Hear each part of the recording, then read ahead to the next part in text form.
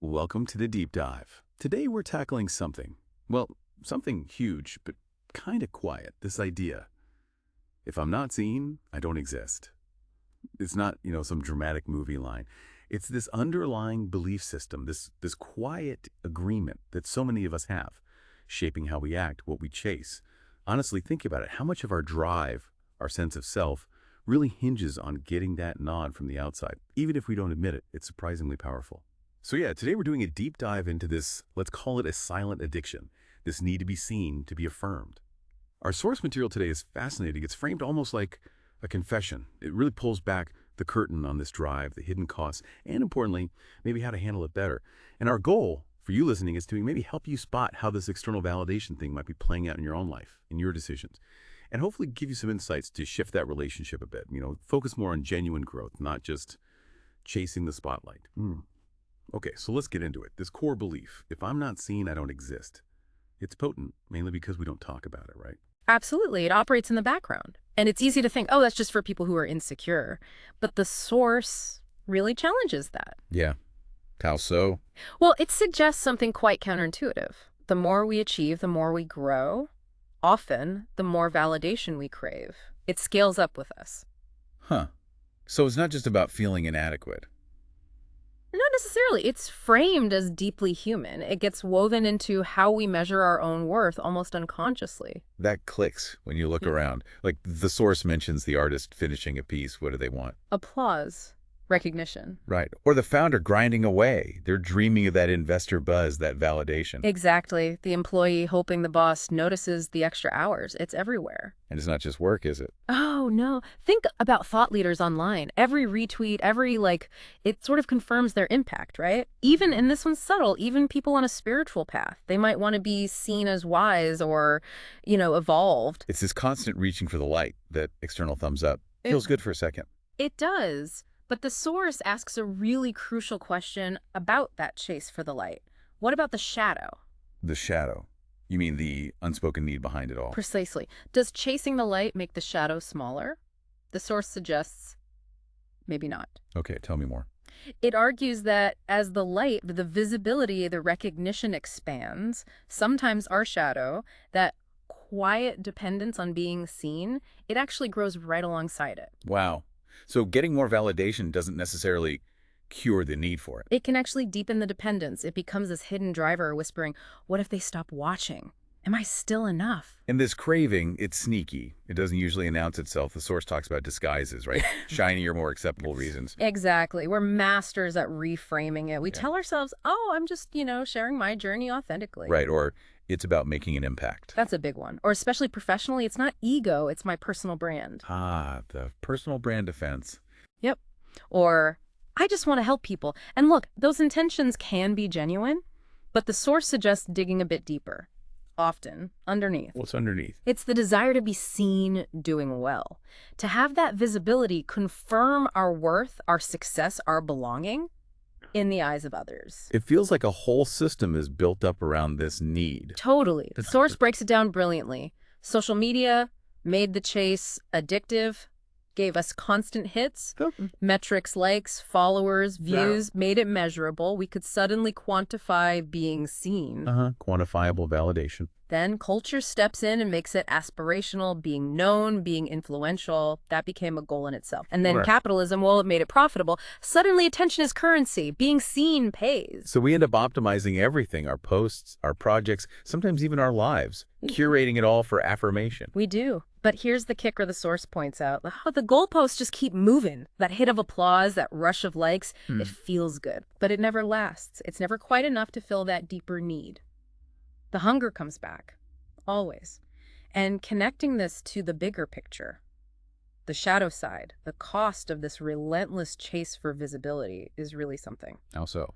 Well, the more we rely on that external validation, the source argues, the more our own inner compass gets, distorted. Our sense of what's right for us. Exactly. Our gut feeling starts to get fuzzy. Our decision-making shifts. Okay, so what does that look like? What are the consequences the source highlights? We start choosing what looks good over what feels right. What's performative starts taking priority over what's truly meaningful to us deep down.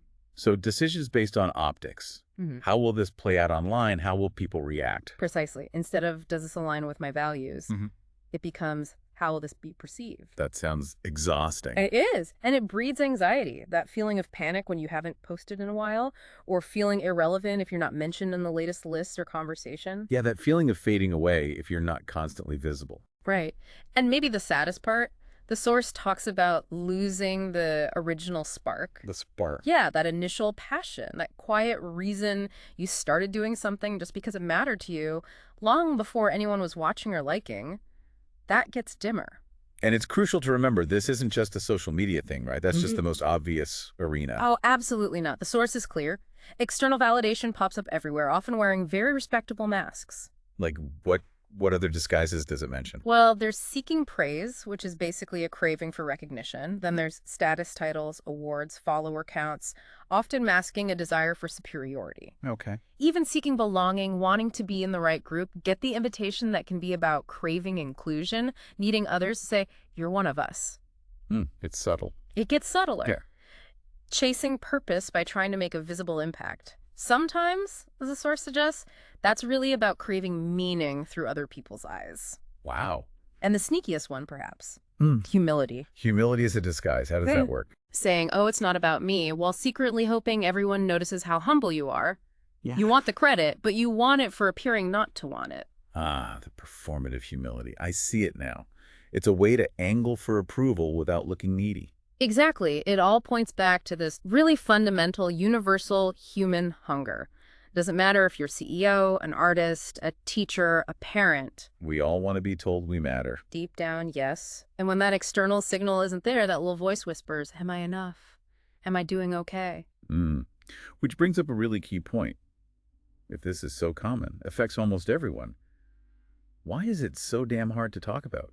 Yeah, why the silence? We don't exactly boast about checking our notifications constantly. Right. Who wants to admit, yeah, I kind of need people to like my stuff to feel okay today. It feels small or petty. Exactly. The source nails it. Yeah. It sounds petty. It feels insecure. We worry people will judge us, think we're doing things for the wrong reasons, like being needy or attention-seeking, especially in a culture that really values seeming self-sufficient, right? Like you're supposed to be totally okay on your own. Totally. So admitting you crave validation feels like admitting some kind of failure or weakness. And that's silence. What does the source say that leads to? Well, silence often breeds shame. And shame is like fuel for any addiction, including this one. It keeps us stuck in that cycle. Because needing validation isn't the core issue. No, that's the critical distinction the source makes. Needing validation is human. We're social creatures. We need connection and affirmation. The problem isn't needing it. The problem is depending on it to feel whole, making it the main thing, the prime objective. Okay, so it's about the dependence, not the need itself. That makes sense. Yeah. So what's the path forward then if we can't just eliminate the need? Yeah, the source is realistic. It's not about achieving some perfect state of non-needing. It's about changing our relationship with that need. Shifting the dynamic. How? What's step one? Awareness. Always awareness first, the source suggests. Notice when it feels like a fix. A fix. Yeah. Little drug. Kinda. That little hit of dopamine when you get a notification or praise. Just notice it and ask yourself that tough question. Which is? Am I doing this because it feels right, because it aligns with my values, or am I doing it mainly because I want to be seen doing it? Just pausing to ask. That pause is powerful. Creates a little space. Exactly. And from that awareness, the source offers some practical steps, things you can actually do. Okay, like what? One big one is to create without announcing. Do things. Yeah. And not tell anyone. Yeah. Write something just for you. Help someone without posting a story about it. Let an experience be meaningful just internally, without needing the external stamp. That feels countercultural right now. But I see how it could recalibrate things. What else? Build inner metrics. Shift focus from that external scoreboard, the likes, the applause, the followers, To what? What are inner metrics? to questions you ask yourself. Did this align with my values? Did I give my best effort even if nobody saw? Did this activity leave me feeling genuinely peaceful or just temporarily buzzed? Tracking internal states rather than external numbers. Precisely. Those are scores you control, scores that actually build self-worth from the inside out, not reliant on the whims of an audience. Okay, so notice the fix. Create without announcing. Build inner metrics. What's the last piece? Choose presence over performance. Be here now, basically. Kind of. Live the experience. Don't just narrate it for an invisible audience. The more you're actually in the moment, the less you tend to feel that desperate need to broadcast it, to prove it happened, to get validation for it. Because the validation comes from the experience itself. Exactly. The meaning is found in your connection to it, not in how others react to your portrayal of it. So we started this deep dive talking about a confession, this hidden belief. And maybe we end with a kind of collective confession. Which is? That, yeah, as social beings, we're probably always going to want to be seen, heard, valued. It's baked in. Pretending otherwise isn't helpful. Right. It's not about becoming immune to external validation. That's probably impossible, maybe not even desirable. We need connection. But, Hmm.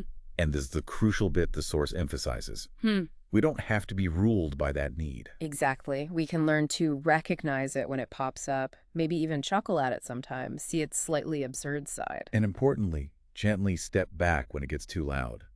When that voice demanding, "Look at me," starts drowning everything else out. Yes. And ultimately, the goal is to build things, lives, work, projects that have their own structural integrity, that don't just collapse the moment the audience looks away. Things that stand on their own meaning, whether or not they get applause. That's the aim. So wrapping this up, Right. what's the big takeaway? We can't kill the craving entirely. It's human. But we can definitely starve the shadow that grows alongside it. We can loosen its grip. We can shift from being dependent on that external hit to simply being aware of the need. And that quiet shift from dependence to awareness. The source presents that as maybe the bravest kind of growth there is for all of us. It really is. So the final thought for you listening is just that. Take a moment, reflect on your own relationship with being seen. Where does it show up for you? What feels true in your own experience?